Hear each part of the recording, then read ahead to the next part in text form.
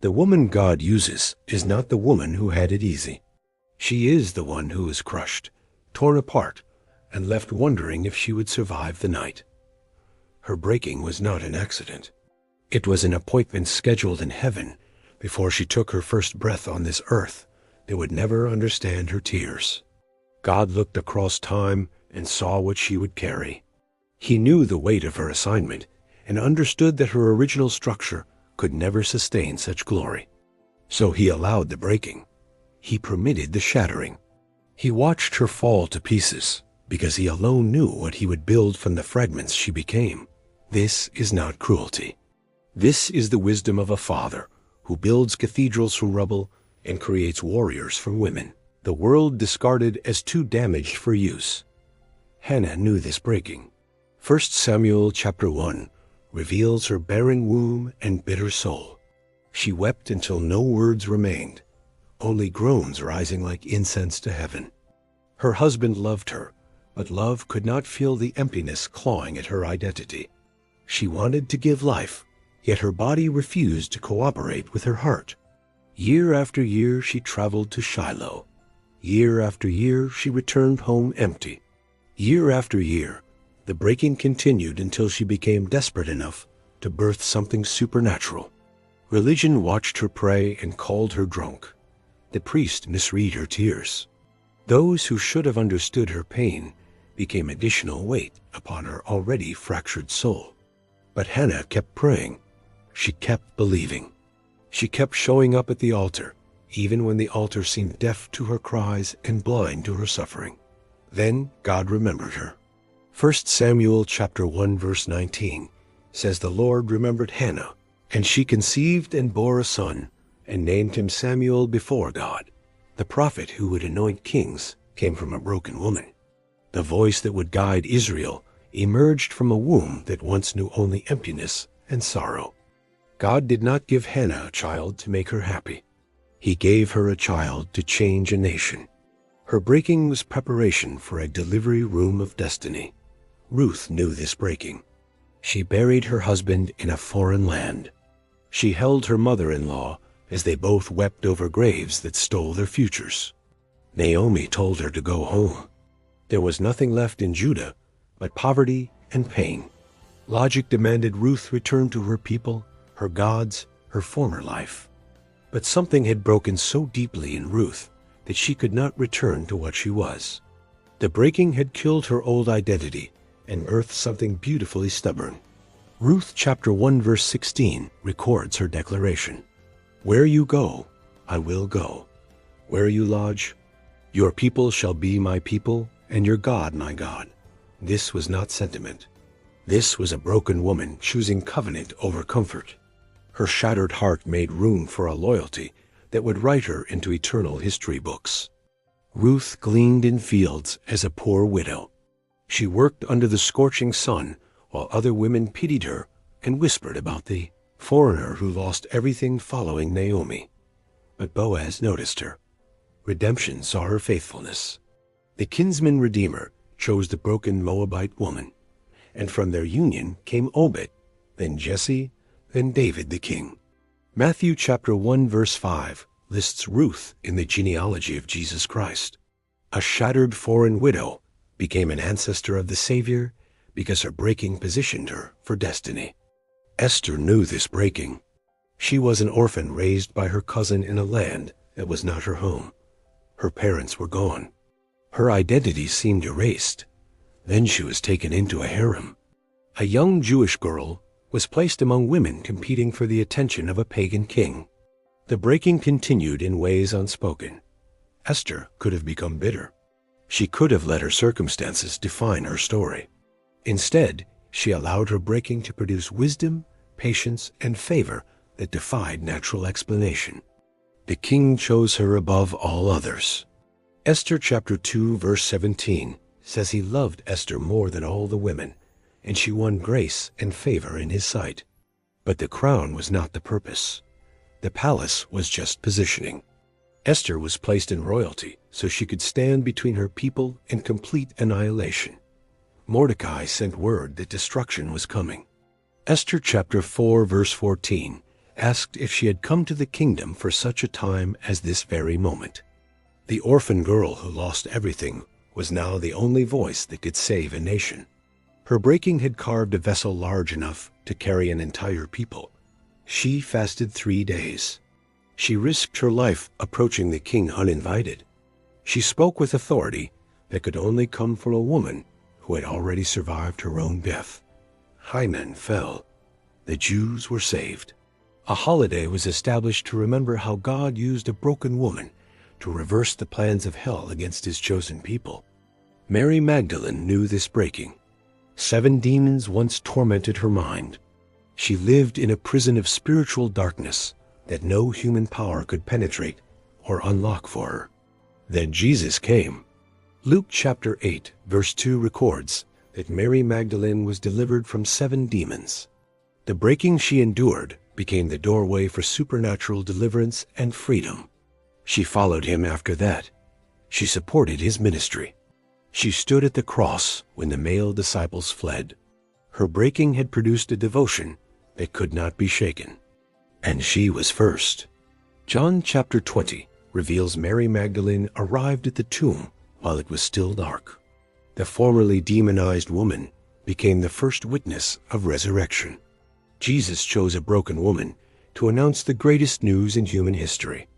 He is risen. These words first came from lips that once screamed under demonic torment in darkness. Your breaking follows this ancient pattern. You are not the first woman God has shattered before using. You walk a path worn smooth by tears of women before you. The pain you have endured was not pointless suffering. It was surgical removal of everything that could not survive the glory God planned to pour through your yielded life. Psalm 34 verse 18 promises that the Lord is near to the brokenhearted and saves the crushed in spirit. He comes closest when you fall to pieces. Your breaking did not push him away. It pulled him closer. The fragrance of your shattered heart rose to heaven like perfume that moved the Almighty toward your location. Isaiah chapter 61 verse 1 declares that Jesus came to bind up the brokenhearted. He is not intimidated by your wounds. He specializes in restoration that defies human understanding. The same Jesus who turned water into wine is turning your tears into anointing. The same God who spoke light into darkness is speaking purpose into your deepest pain. 2 Corinthians chapter 4 verse 7 says we have this treasure in jars of clay to show that the surpassing power belongs to God and not to us. Clay jars must be broken to release what they carry. The oil inside cannot flow until the vessel cracks. Your breaking was the release of something precious within you. The woman at the well in John chapter 4 had been broken by 5 failed marriages. Shame kept her drawing water at noon when other women would not see her. Jesus met her at her breaking point. He offered living water to a woman drowning in thirst that no man had ever been able to satisfy with earthly love. She left her water pot. She ran into the city she once avoided. She told everyone about the man who knew everything she did, and many Samaritans believed. Her breaking became her message. Her wounds became her ministry. The thing that should have silenced her became the very reason people listened when she finally opened her mouth. God is doing the same with you. Your pain is becoming your platform. Your test is becoming your testimony. Your mess is becoming the message that will set captives free. But the breaking must complete its work. James chapter 1 verse 4 instructs that patience must have its perfect work so you may be complete, lacking nothing in God. Do not rush out of the breaking season. Do not medicate the pain with distractions that delay your development. Let God finish what He started in your secret place. The woman who emerges from this season will not be the woman who entered it. You are being transformed. Old things are passing away. All things are becoming new. 2 Corinthians chapter 5 verse 17 promises that if anyone is in Christ, she is a new creation. The old has passed away and the new has come. You are not defined by what broke you. You are defined by who is rebuilding you.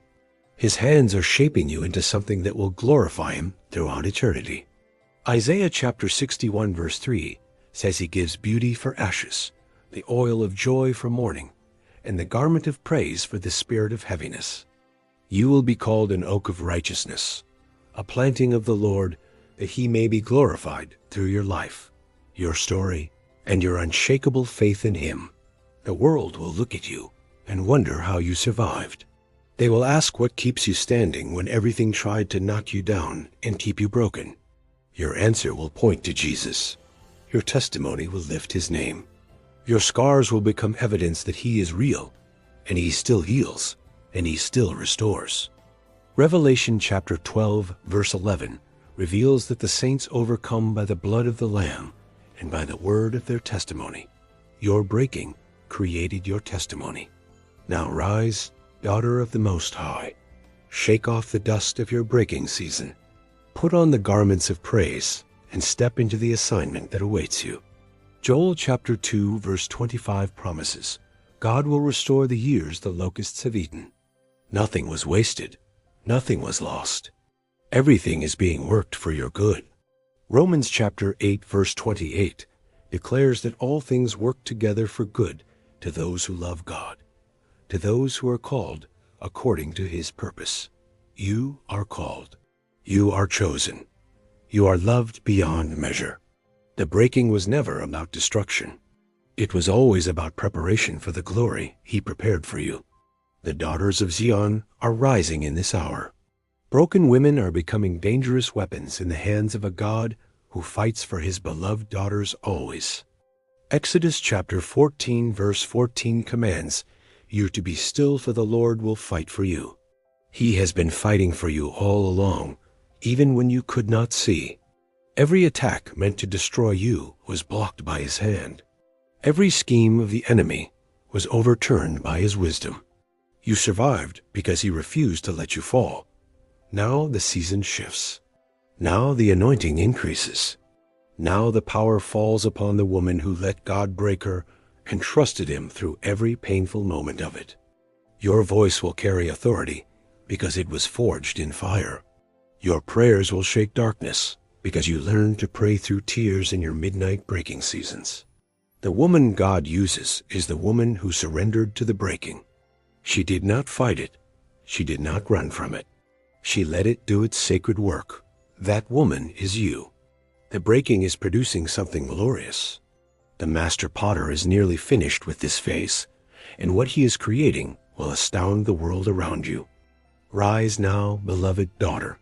Your breaking has ended. Your building has begun. Go forth in power, in purpose, and in the unshakable confidence of a woman marked by God.